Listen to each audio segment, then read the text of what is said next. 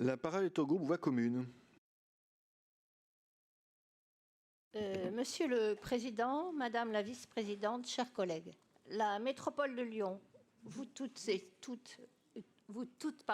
tous ici le savez, avait annoncé lors d'une délibération en juin 2023 s'engager dans l'expérimentation de l'accompagnement rénové proposé par l'État depuis début 2023.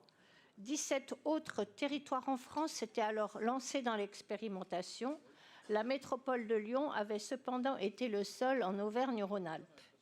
Le territoire de Givors et de Grigny, où la population est exposée à une grande pauvreté et où plus de 1300 personnes étaient allocataires du RSA en 2023, pour la moitié d'entre eux habitants de quartiers en politique de la ville, ce territoire avait été ciblé pour bénéficier d'une attention particulière et être territoire de l'expérimentation.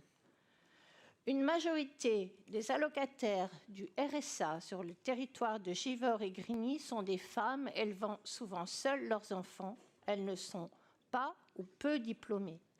Grâce à cet accompagnement renforcé et régulier, inscrit dans la loi pour le plein emploi, qui exige que le suivi des personnes soit plus rapide et plus efficace, qu'il y ait donc davantage de conseillers et de travailleurs sociaux, davantage de coordination entre les acteurs.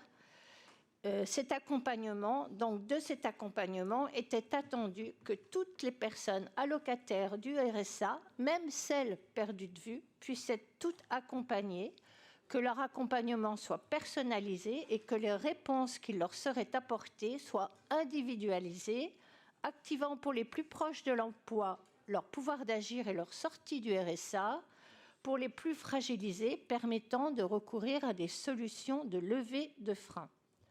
Considérant que l'accompagnement est un droit pour les allocataires et un devoir pour la collectivité, notre majorité avait fixé une ligne rouge: ne pas appliquer de sanctions et donc ne pas conditionner l'allocation des personnes percevant le RSA à l'obligation d'activité hebdomadaire de 15 heures. Quels sont les constats aujourd'hui? D'après les données disponibles sur France Travail, Alternative économique conclut que les territoires qui n'appliquent pas la sanction ont d'aussi bons résultats que les territoires qui se sont pliés à la sanction. On constate également que les territoires de Givors-Grigny affichent un recul du nombre de bénéficiaires du RSA, plus de 2 fois supérieur observé sur le reste du territoire métropolitain. 6 mois après l'entrée en parcours, le nombre des allocataires accompagnés dans un parcours socio-professionnel s'élève à 34,4%. Et 12,3% sur un emploi durable. Nous observons également que le délai d'orientation est passé à moins de 2 mois grâce à cette expérimentation, alors qu'il était de 3 à 4 mois auparavant, que l'accès aux droits a été facilité, que le démarrage de l'accompagnement a été plus rapide. La coordination santé, également mise en place dans le cadre de cette expérimentation, a été particulièrement positive.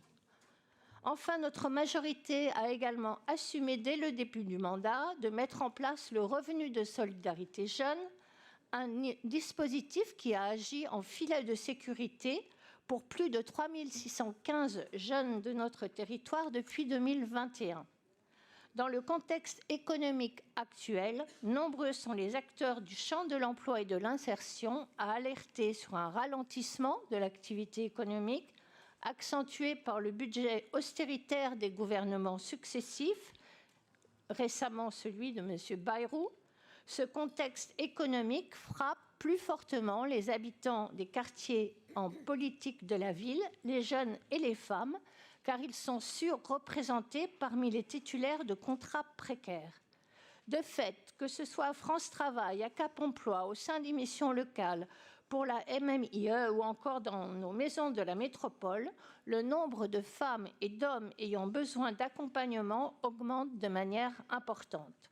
Notre métropole s'affirme donc dans son rôle d'institution protectrice pour les plus précaires et fragiles de nos concitoyens. 2 ans après l'entrée dans l'expérimentation, nous délibérons aujourd'hui pour contractualiser avec l'État et étendre l'accompagnement renforcé progressivement à l'ensemble du territoire métropolitain, à commencer par le territoire de l'Aune et Coteaux, dont 6 communes sur les 9 qui constituent la circonscription comptent des quartiers en politique de la ville. Et donc 9 quartiers. Les résultats probants obtenus dans le cadre de l'expérimentation sur Givors-Grigny cités dans la délibération sont porteurs d'espoir et plaident pour ce déploiement. Mais un accompagnement renforcé tel que prévu dans la loi plein emploi est exigeant. Il exige de la part des pilotes des financements à la hauteur des besoins et des objectifs. Il fait naître chez les allocataires du RSA et des demandeurs d'emploi l'espoir d'un suivi personnalisé dans le cadre d'une relation de confiance qui leur permettra de construire leur parcours et de lever les freins qui les empêchent.